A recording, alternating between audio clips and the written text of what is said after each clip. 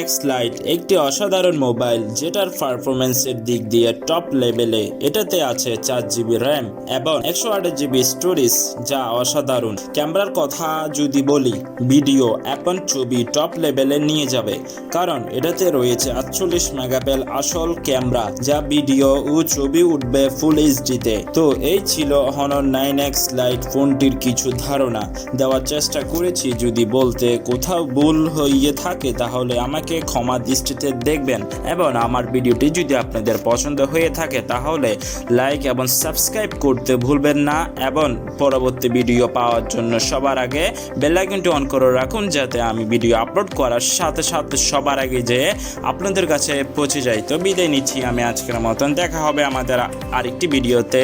আল্লাহ হাফেজ।